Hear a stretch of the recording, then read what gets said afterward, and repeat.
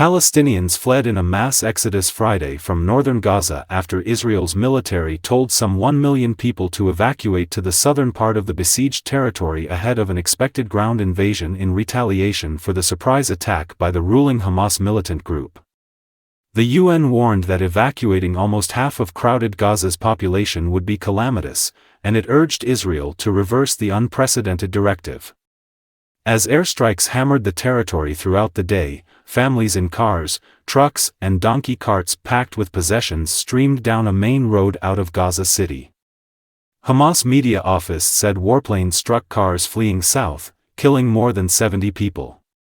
The Israeli military said its troops conducted temporary raids into Gaza to battle militants and hunted for traces of some 150 people abducted in Hamas's assault on Israel nearly a week ago. In urging the evacuation, Israel's military said it planned to target underground Hamas hideouts around Gaza City. But Palestinians and some Egyptian officials fear that Israel ultimately hopes to push Gaza's people out through the southern border with Egypt.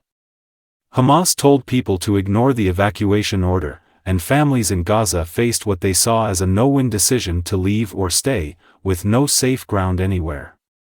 Hospital staff said they couldn't abandon patients. Unrelenting Israeli strikes over the past week have leveled large swaths of neighborhoods, magnifying the suffering of Gaza, which has also been sealed off from food, water and medical supplies, and under a virtual total power blackout. Forget about food, forget about electricity, forget about fuel. The only concern now is just if you'll make it, if you're going to live, said Nibal Farsak, a spokesperson for the Palestinian Red Crescent in Gaza City, as she broke into heaving sobs.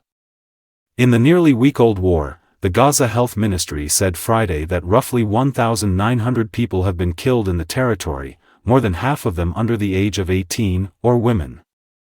The Hamas assault last Saturday killed more than 1,300 Israelis, most of whom were civilians, and roughly 1,500 Hamas militants were killed during the fighting, the Israeli government said.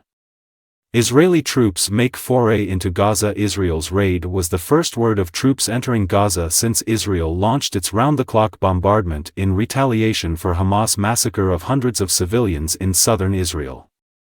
A military spokesman said Israeli ground troops left after conducting the raids. The troop movements did not appear to be the beginning of an expected ground invasion. The evacuation order was taken as a further signal of an expected Israeli ground offensive, although no such decision has been announced.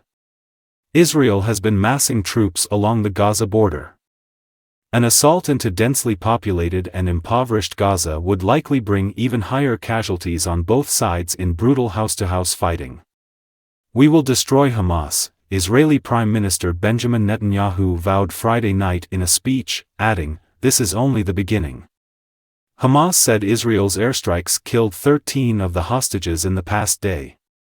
It said the dead included foreigners but did not give their nationalities. Israeli military spokesperson Rear Admiral Daniel Hagari denied the claim.